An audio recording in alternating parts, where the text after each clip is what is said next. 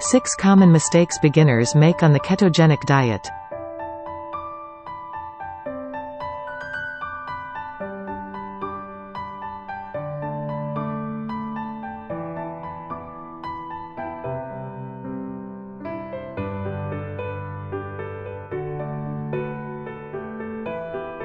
Number 1. Fear of fat.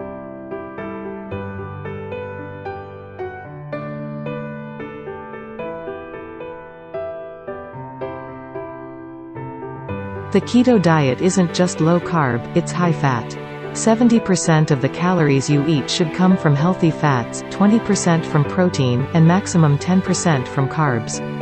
Fat is satiating, so if you're eating the right amount, you'll minimize carb cravings, helping you stay in ketosis and promoting body fat burn. For the past 50 years or so, it has been drilled into us that fat is bad, and therefore it is understandable that a real fear of fat exists. However, to be successful on a keto diet, you have to learn to embrace fat.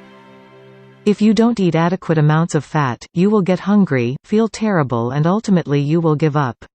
There is no scientific evidence to support a fear of fat, and therefore my advice is to get stuck into healthy fats such as butter, coconut oil, olive oil and tallow. Number 2. Eating hidden carbs, often, unknowingly.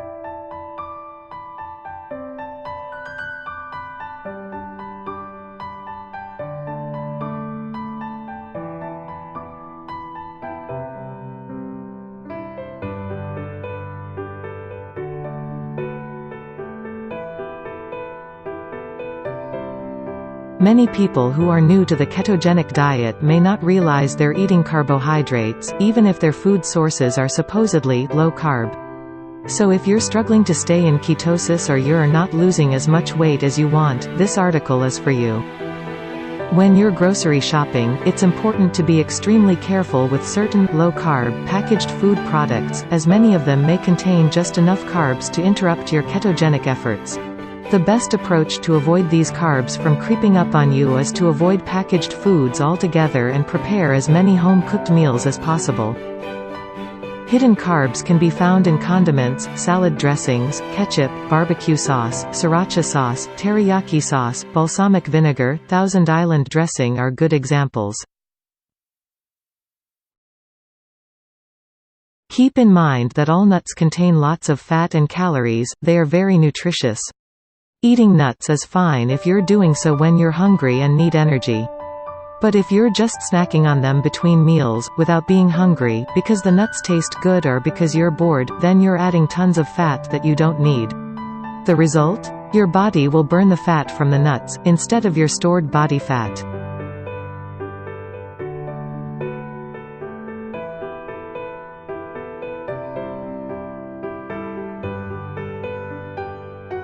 Milk is very insulin-stimulating, both through lactose, and through a special milk protein. Reducing milk consumption may also help to maintain a stable weight by keeping insulin levels down. In particular, low-fat milk should be avoided. It could also be called white soda.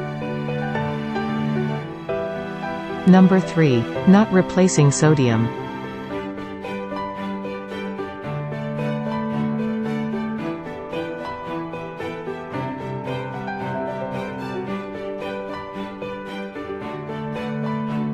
When going very low carb, one of the outcomes is reduced insulin level, which is a good thing. When this occurs, your body gets rid of excess fluid together with sodium. Initially you'll feel great, as reduced bloating is an outcome of this. However, if we are losing too much sodium and not replacing it, we can begin to feel lethargic, lightheaded and may develop headaches. It is therefore important to consciously add good amounts of salt to your food. Pink Himalayan salt added when cooking and at the table or using salty lemon juice or gravies is a great way to meet your requirements. Number 4. Not eating enough veggies.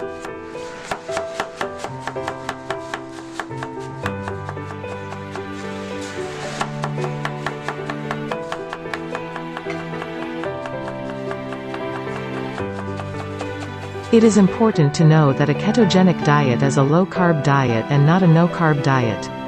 In order to meet all of our nutrient requirements, in particular vitamins, minerals and fiber, vegetables are an important part of this way of eating. Of course, we need to select lower carb veggies, but when going keto, every meal should include an array of colorful veggies representing a variety of nutrients. Number 5. Eating too often.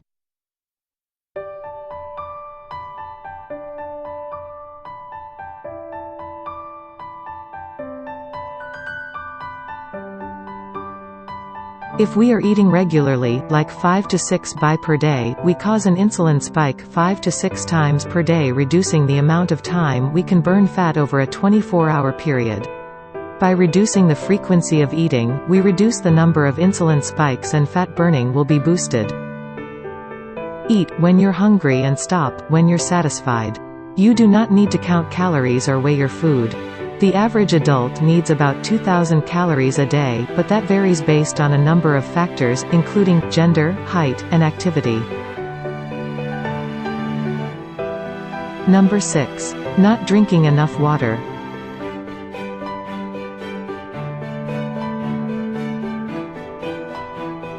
During your low-carb journey, water intake is more important than ever. Dehydration is one of the most common side effects of the ketogenic diet. Many people overlook how much more water you should be drinking when you're on a low-carb diet. In a keto diet, your body burns fat for fuel, and when the body initiates this process, it is crucial to increase the fluid intake. If you do not drink enough water, your metabolism will slow down and you will not be able to lose weight. Water helps in proper circulation of nutrients, flushes out toxins and helps to burn fat.